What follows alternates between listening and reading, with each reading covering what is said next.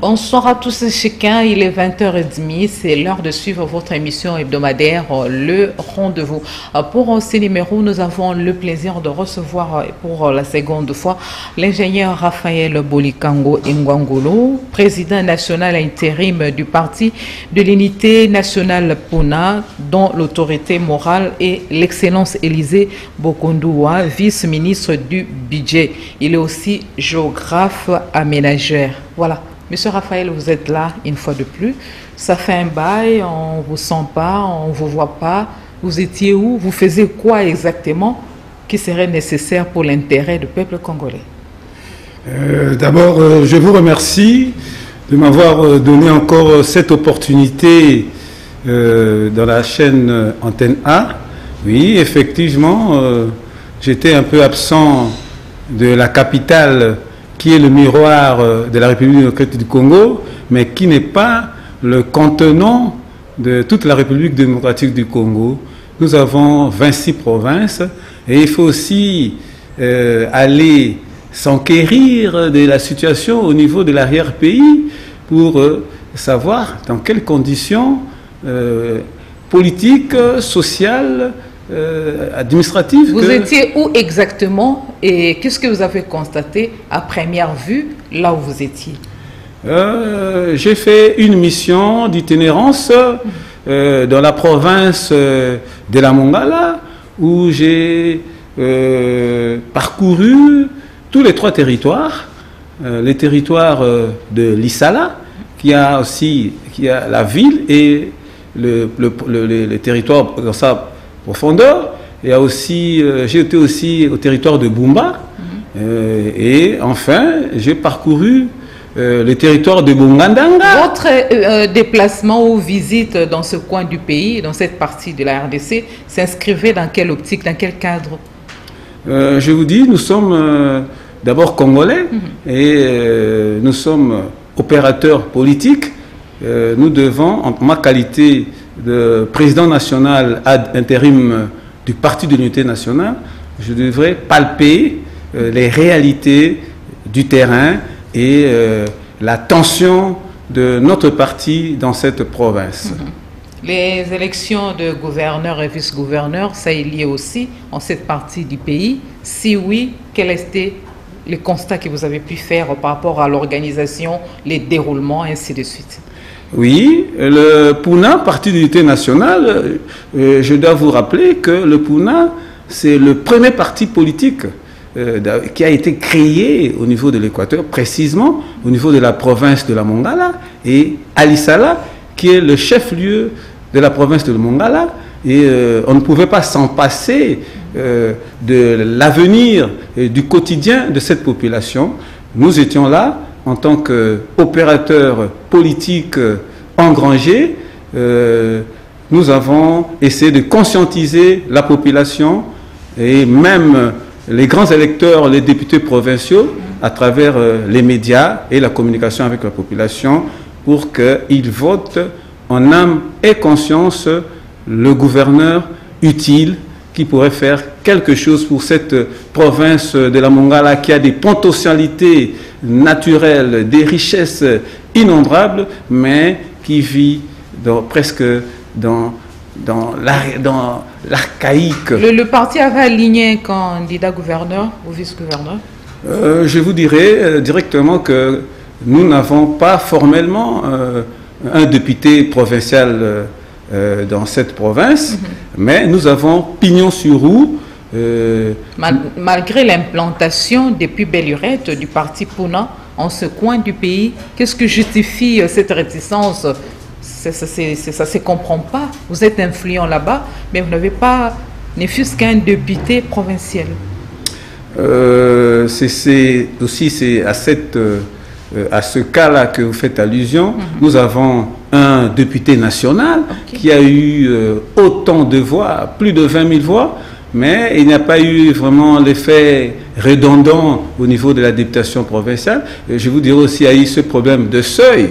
Nous avons atteint le seuil, mais vous savez, les élections passées... Votre parti est jeune. Le parti est jeune.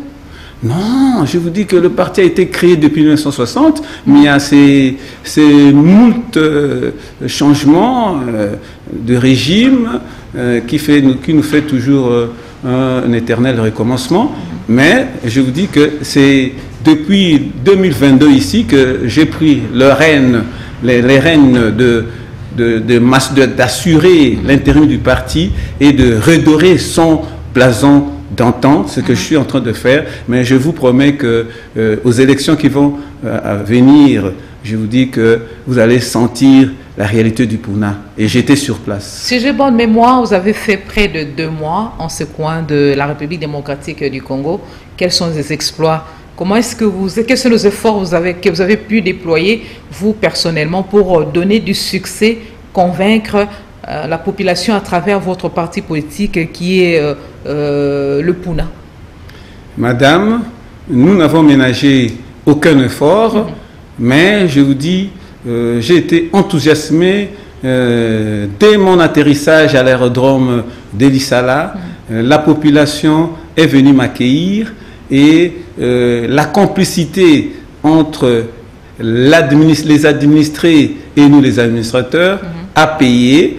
Nous avons pu avoir toutes les informations adéquates et nous avons essayé d'échanger avec particulièrement les membres de notre parti, le Puna, et qui sont disséminés à travers toute la province, mais peut-être il fallait un peu booster pour les conscientiser afin de rejoindre en pleinement le parti. Quels sont le vrai desiderata de la population de la Mongala? Parce que vous étiez là-bas, vous revenez fraîchement de ce coin de la République démocratique du Congo. Et vous, dans votre jubessière, qu'avez-vous amené à cette population qui était assoiffée de vous voir quand même venir, sachant que quand on voit la présence d'un acteur politique, sûrement ou certainement, il a un message qui puisse rassurer la population qui vit, qui croupit dans la misère, comme vous l'avez signifié tantôt. Madame, au niveau de notre parti Puna, sous l'impulsion de notre autorité morale Élisée Bokoumwana, je me suis rendu compte de quelques efforts que notre autorité morale fait au niveau de cette province, en l'occurrence au niveau des intérêts communautaires, au niveau du public, les lampes solaires publiques. Et je vous dis que nous avons la radio. Évidemment, l'exception, c'est que nous avons la première télévision de la Mongala qui est déjà en exercice. Ce sont toujours les œuvres de notre autorité morale. Il y a aussi la COPEC, qui est une coopérative qui a de l'ascension, qui a la confiance de la population, parce que les fonctionnaires avaient des difficultés pour avoir leur salaire. Et ils se déplaçaient à beaucoup de kilomètres et ils avaient beaucoup d'incidents, mais avec cette coopérative, vraiment, la population est satisfaite. Mais faudra-t-il vous dire qu'il y a beaucoup de choses à faire au niveau des infrastructures routières, c'est à déplorer, même au niveau... Elisala, c'est une vieille ville, c'est le chef-lieu de la province de la Mongala, mais l'état des routes est piteux. Vraiment, il y a un problème de route, je dirais quoi, et aussi un problème d'adduction d'eau au niveau des nouveaux quartiers, et aussi un problème d'électricité. Et de naufrage aussi. Oui, le naufrage, là, je vous dis que moi-même, nous avons navigué de Lisala à Bumba, à bord de MB Bongandanga. Il faut doter l'Équateur de bateaux appropriés ou modernes, beaucoup plus modernes, où il faut continuer à, je ne sais pas, à réhabiliter ou à entretenir ce qui existe déjà et occasionne des naufrages au quotidien. Madame, j'ai pu constater des embarcations de la navigation fluvial en amont de Lissala et Aboumba, j'ai pu moi-même constater qu'il y a un problème sérieux dans l'application stricte des normes réglementaires quant à ce. Le tout nouveau gouverneur, Maître César Limbaya, a du pain sur la planche, mais en bon juriste, je pense il serait mieux qu'il s'attelle là-dessus, parce que les embarcations ne sont pas conformes d'abord, et la loi même justifie que les embarcations qui n'ont pas de l'éclairage ne peuvent pas naviguer la nuit. Mais qu'en est-il du projet de développement local? Je fais allusion au développement de 145 territoires bien initiés par le chef de l'État à travers les gouvernements. Madame Adèle, belle question. Je vous dis, lors de l'une de mes dernières émissions effectuées ici, je vous avais dit le problème de développement de 145 territoires est un bon projet, mais nous sommes des techniciens, je suis géographe, je suis aménageur, mais on ne peut pas réussir le développement de 145 territoires en 2 ans. Et aussi, il faudrait aussi qu'il y ait la conférence des gouverneurs, oui, mais lorsqu'on parle de 145 territoires, je propose aussi, avant l'entame réelle de ce projet, qu'il y ait aussi la conférence des 145 administrateurs des territoires. Parce que c'est eux qui sont sur le terrain, c'est eux, avec les chefs des secteurs, qui connaissent très bien les abcès de la contrée. Et il ne faudra pas seulement que Kinshasa s'approprie de tout ce qui peut être contenu dans ce projet. Il faudra l'expertise des administrateurs, des 145 administrateurs des territoires, pour que le chef de l'État puisse un peu réussir cet objectif à court terme, parce que le mandat est de 2 ans, mais en bon technicien, vous savez que à 2 ans, on ne peut faire qu'un projet à court terme, qu'ils prennent ce qui est essentiel à réaliser pendant 2 ans. Comme quoi, par exemple? Oui, je vous dis, il y a le problème de la navigation fluviale, il faut le balisage, il faut réglementer cette histoire des embarcations, des autres qu'on appelle les Daka-Daka là, en bois. Il faut que ça circule au moins la journée. Le fleuve Congo fait beaucoup pleurer, hein, ces coins de la République démocratique du Congo, des naufrages en série, en répétition, c'est pas quand même intéressant.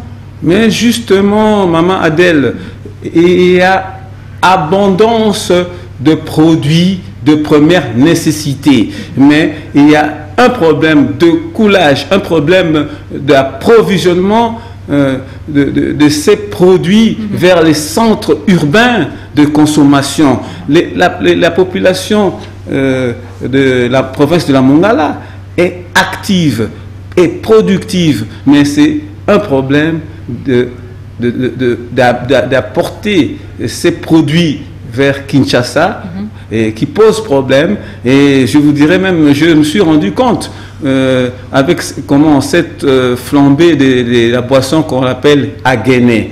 Aguené, c'est une boisson fabriquée à base du maïs. Mais je vous dis pourquoi c'est Aguené. Parce que les producteurs du maïs, vous savez que le maïs pèse, mais pour prendre ça d'abord au niveau de l'intérieur, pour amener ça, par exemple, à Lissala, où il y a le port, ça leur coûte cher. Les routes de desserte agricole, il faudra qu'on fasse aussi, qu'on suive aussi l'OVDA, l'Office des voies des dessertes agricoles.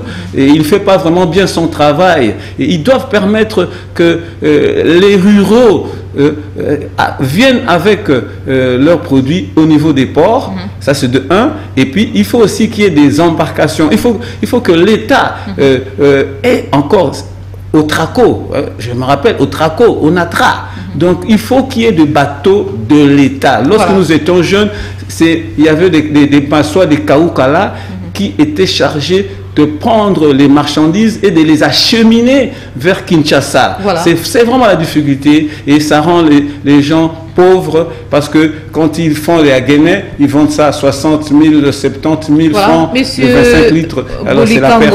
Je sais que actuellement l'actualité c'est la loi électorale. Les députés sont très départagés au niveau du Parlement. C'est l'état des sièges.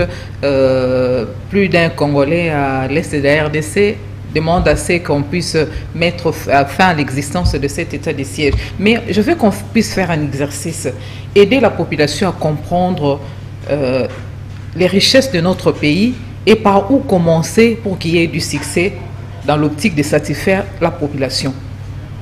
J'aimerais bien vous dire que j'avais prévu ceci pour ces numéros. Il y a 5 choses qui tuent à petit feu la République démocratique du Congo. Je disais, il y a 5 choses qui tuent la République démocratique du Congo à petit feu. On va y aller mollo mollo. La première chose, les pays ont plusieurs universités, mais on n'entend presque pas des inventions en sciences, en médecine, en technologie, en chimie, en nutrition. Ça vous inspire quoi cette réalité? Madame, je vous dis, là, il y a un problème. Vous savez, maintenant, la République démocratique du Congo, nous avons plus de 100 millions d'habitants. Et il y a... et surtout que vous êtes géographe.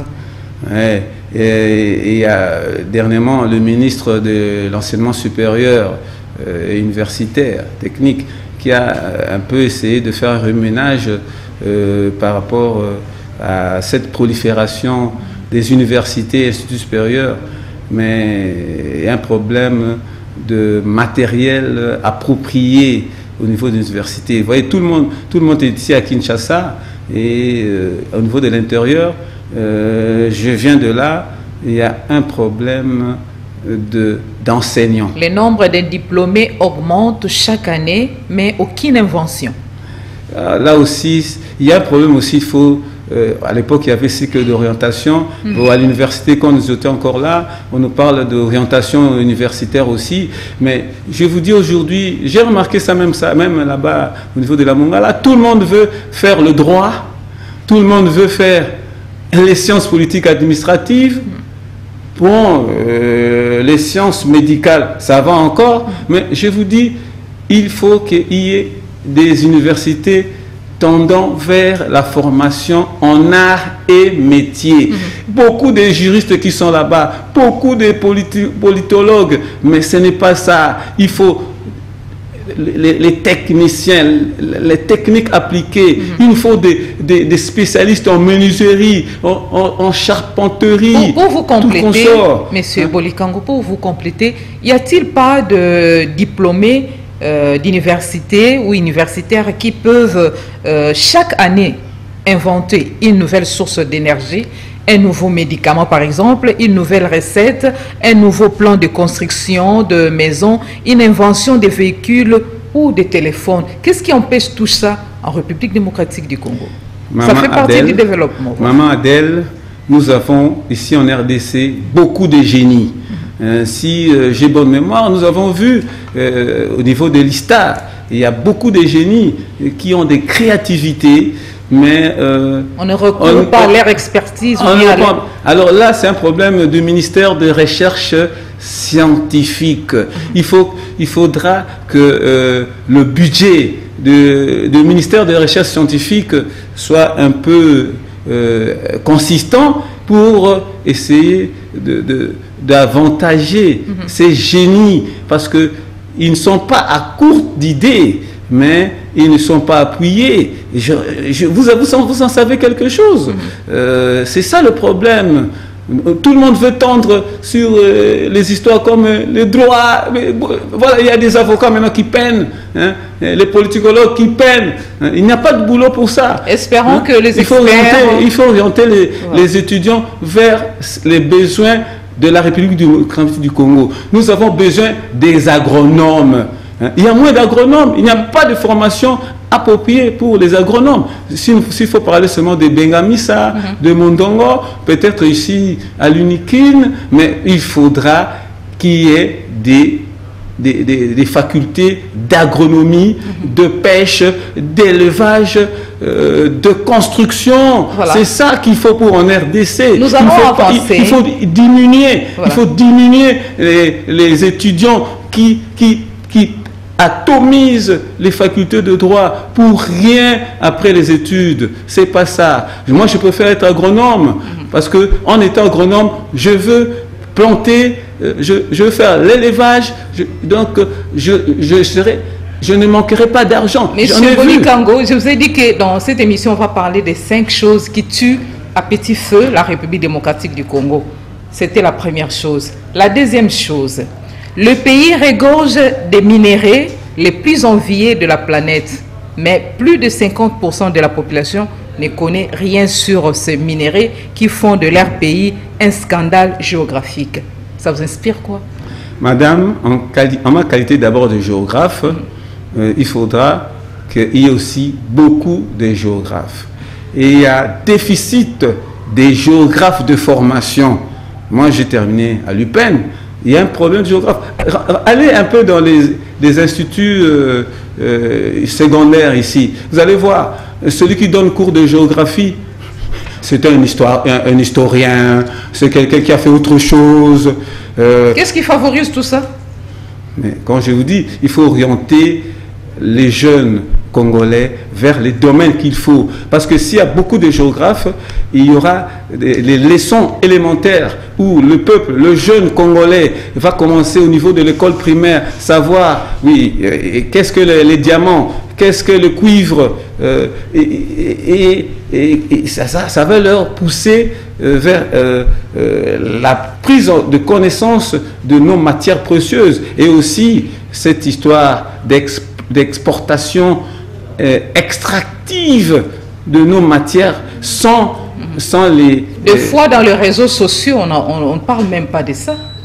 Mais là, c'est une mafiosie que le pouvoir de président Félix-Etienne Tshisekedi doit s'apaisantir. Parce que il y a certains pays qui n'ont que le manganèse, des pays du Sahel, je pourrais dire, qui ont que le manganèse, le phosphate, mais ils ont beaucoup de recettes.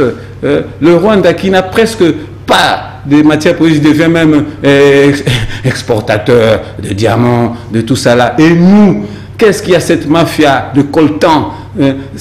Ça ne bénéficie pas au peuple congolais, madame. Il faudra vraiment que le gouvernement central, le gouvernement des Warriors de Samalukonde essaie un peu de voir ça. Parce que il y a un professeur d'université dont je tais le nom qui a récemment semblé dire les Congolais sont un peuple qui peuvent passer une journée à discuter sur la nudité d'une personne vue sur Internet, à parler d'une phrase du président, du prix de la montre d'un musicien, en lieu et place de parler sur des choses qui peuvent les aider à profiter de leur nation ou de leur minerai. Madame, c'est un problème d'éducation. Je vous dis, nous qui avons eu quand même la chance d'avoir des parents qui étaient vraiment avisés, qui avaient une éducation catholique, protestante, disons des chrétiens, même les laïcs étaient vraiment avérés. Mais je vous dis, il y a dépravation des mœurs. Voilà. Hein? Donc, il y a le cycle court maintenant. Mais c'est très déplorable, ça laisse à désirer. Il faut qu'on trouve des solutions là-dessus. Combien de Congolais ont déjà vu le cobalt? Moi qui vous parle, non. Les coltans, les thym, les manganèses, le cuivre, les diamants congolais. Combien de Congolais ont déjà vu ça? Qui sont censés le faire? Ne fût-ce que connaître ce qu'on a comme richesse dans notre beau pays. Madame, à quoi sert le ministère de Commerce extérieur? Vous savez, vous vous rappelez encore de la fikine, hein? La fikine, la vraie fikine. La foire internationale. Maintenant, c'est quoi là? Vous voyez, quand vous dites les problèmes de nudité, maintenant la fikine, lorsqu'on va à la fikine, maintenant, c'est des bistrots. Hein, c'est quoi? Du tchalala, comme ça là. Mais à notre époque, nous qui avons vécu la fikine de 69, comme ça, on allait à fikine. Vous savez, il y avait un pavillon de mine là, Gécamine. Vous entrez au pavillon Gécamine, vous allez vous enquérir, ils vont me toucher ça. Il y avait 2 documentaires appropriés, il y a l'Amiba, donc il y avait tout ça. Mais je vous dis, vous voyez, avec Monsieur Michelin, là, tu vois cette fikine-là. Même si on en parlait, est-ce que les Congolais aussi sont prêts à écouter et à lire? Mais lorsque on dit que la fikine, c'est un milieu éducatif et aussi de distraction. La fikine de l'époque, hein? Mais moi, je demande au ministre du Commerce extérieur de redonner la fikine sa valeur comme ça a été à l'époque de feu papa Tunkadi ou bien de Toba. Hein? C'est ça la fikine. Donc c'est pas seulement récupérer je sais pas quoi, voilà. Mais il faut que le ministère du Commerce extérieur nous remette la fikine dans sa fonction fondamentale. La troisième chose qui tue à petit feu la République démocratique du Congo. L'élite du pays est incapable d'imprimer un modèle à suivre. Par exemple, un pays de près de 100 millions d'habitants, mais qui a moins de 100 héros nationaux. Ah, maman, c'est un problème. Vous savez aussi, tout va de soi par rapport à la stabilité politique. Vous voyez, les pays occidentaux, la plupart, hein, ils ont une stabilité politique. La stabilité politique engendre la sécurité économique des investisseurs. Nous, ici, nous sommes toujours dans la précipitation de la course au pouvoir et des commérages. C'est ça qui nous tue. La plupart de ces héros sont des politiques, presque pas des hommes de science ou des économistes. Mais non, maman Adèle, ce ne sont pas seulement des politiques, mais je vous dis... J'ai bien dit la plupart. Mais je vous dis quand même que tout converge en politique. C'est-à-dire, si vous ne voulez pas... Pas d'hommes de science et des économistes. Mais tout le monde converge à la politique, parce que la politique s'occupe de tout. Donc, c'est un problème aussi, je vous dis toujours, il faudra essayer d'encourager, de donner des prix, hein, des bonifications, des titres, pas seulement des titres honorifiques, mais il faudra aussi propulser nos intellectuels, nos sommités intellectuelles à aller, comme à l'époque, vous savez, à l'Académie française, au niveau des prix Nobel. Je félicite l'autre ici dernièrement, le professeur Mukwege, celui qui a eu le prix Nobel. Le docteur Mukwege. Le docteur Mukwege. Voilà, là, dans notre époque contemporaine maintenant, je pense que lui, il a fait la différence.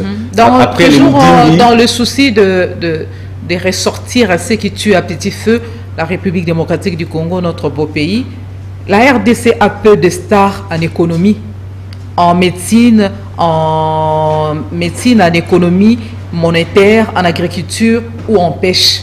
Tout ça là, toutes ces réalités, il y a moyen de remédier à ça.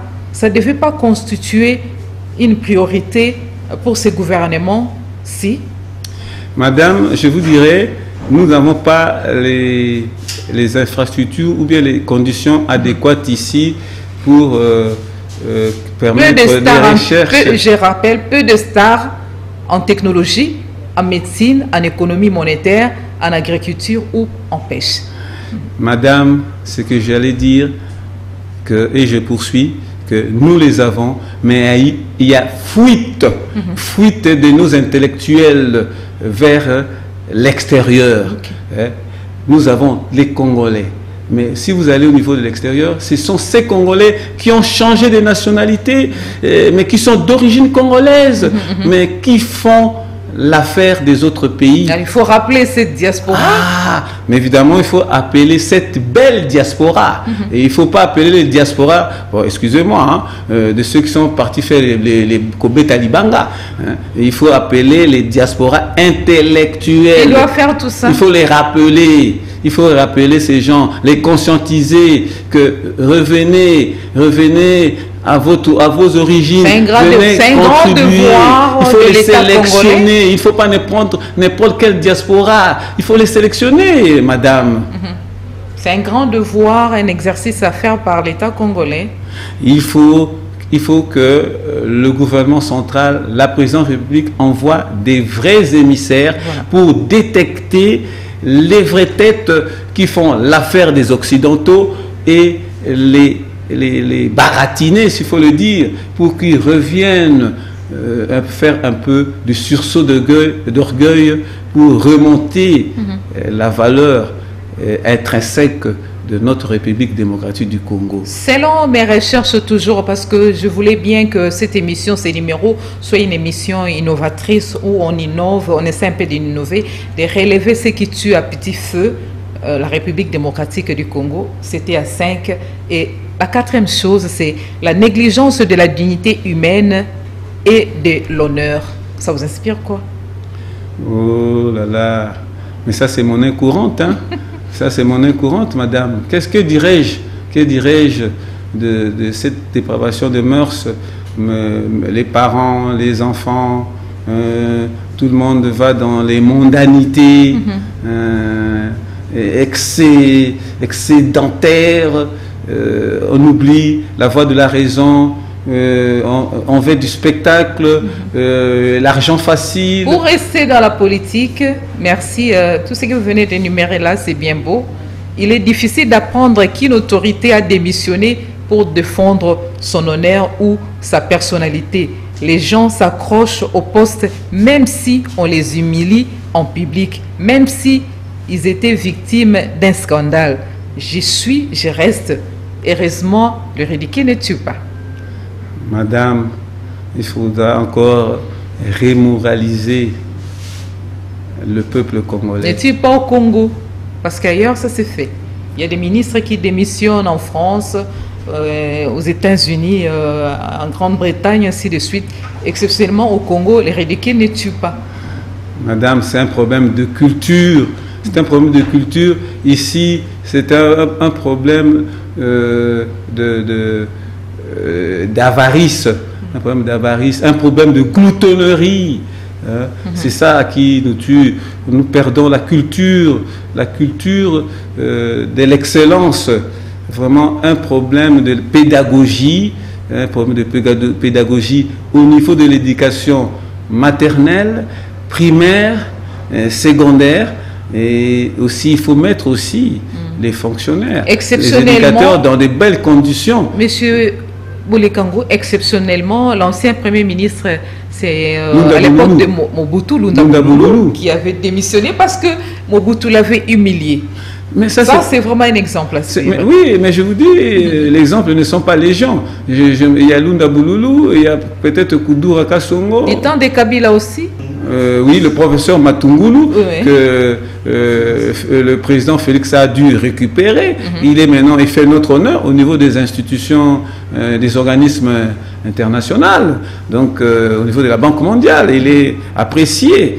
Donc, il y a un problème de cette culture ici, parce qu'il y a beaucoup de parvenus, parce que tout le monde veut faire la politique pour aller avoir de l'argent. Mais alors, à l'époque de nos papas Boulikango, des papas Mungul Diaka, que dirais-je encore d'autres, ils faisaient la politique pour l'intérêt général. Monsieur Boulikango, mais pas pour s'enrichir illicitement sur le dos de la population. C'est ce qui est aberrant dans cette époque ici.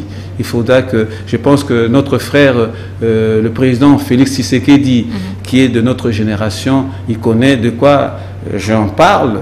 Il faudra essayer qu'il fasse vraiment l'effort pour l'agence de prévention, de lutte contre la corruption, voilà. L'IGF, tout ça là, il faudra qu'ils tiennent l'œil et l'œil comme Nabucodonosor. Monsieur Bolikango, quand un peuple accepte de perdre son honneur à cause de l'argent, n'est-ce pas que ce peuple est déjà mort? Maman, on ne peut pas dire qu'il est trop tard. Il y a toujours moyen de revenir. Parce qu'on dit un homme averti en vaut deux. Et évidemment, celui qui veut aller loin ménage sa mouture. Et celui qui est avisé aussi voit le mal de loin. Donc, on peut toujours essayer de reprendre le poil d'excellence, mais c'est toute une pédagogie. Mais je pense que peut-être il faut une décennie pour essayer un peu de retourner au bon sentiment là. Mais je pense que le chef de l'État, avec son équipe, je leur souhaite, avec l'Assemblée nationale, les assemblées provinciales, qu'il y ait un peu de discipline pour essayer un peu de marquer, même à petits pas, ce bon consentement. La cinquième chose qui tue à petit feu notre pays, la République démocratique du Congo, c'est la haine entre les gens qui ont une même origine. Si un Congolais, M. Bolikango, chasse, critique, abaisse, maltraite un Congolais, la nation congolaise doit disparaître, n'est-ce pas? Madame, c'est toujours un problème de culture démocratique. Aujourd'hui, il y a des problèmes entre Katangais et Kassaïens à l'est de la République démocratique du Congo, hormis la présence des rebelles rwandais, mais ce sont des guerres entre deux territoires, entre deux peuples de même origine. Ça ne se justifie pas? Nous devons changer cet état de choses. Nous devons viser l'intérêt général. Et essayons de mettre un peu de côté nos intérêts personnels. Ce que vous dites, je viens de remarquer ça dans la province de la Mongala. Il y a un antagonisme entre l'exécutif provincial et le législatif provincial. Mais vous allez voir que les deux sont même du même territoire et vont même du même secteur.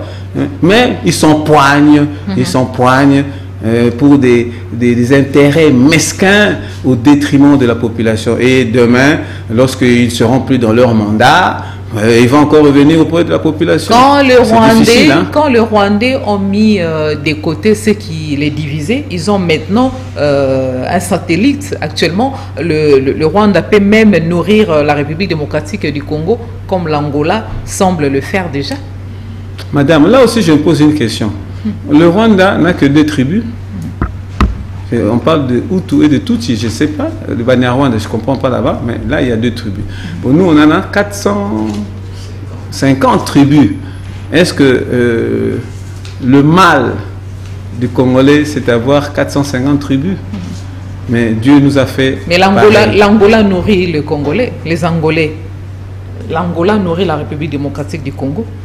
Mais l'Angola, après la guerre qu'ils ont eue, qui a abouti aussi à leur indépendance en 1975, en novembre 75, je pense bien, 75-77, mais le peuple angolais s'est rendu compte de son déficit alimentaire. Ils ont repris le travail des champs. Moi, j'ai étudié au niveau du Congo central, à Kimpese, où j'étais avec beaucoup de réfugiés angolais qui étaient à Kimpese. Mais je vous dis, mais ils ont laissé une bonne leçon en RDC. Parce qu'au niveau de l'Angola, même maintenant là, au niveau de l'Angola, c'est un peu difficile pour planter, parce qu'il y a encore des problèmes des mines. Mais ce sont les Angolais qui viennent... Cela ne tienne, donc nous sommes un grand peuple, vous les confirmez? On est un peu fainéant, hein. On est devenu un peu fainéant pour aller faire la culture des champs. Hein. Donc tout le monde veut sortir en ville, tout le monde veut être citadin.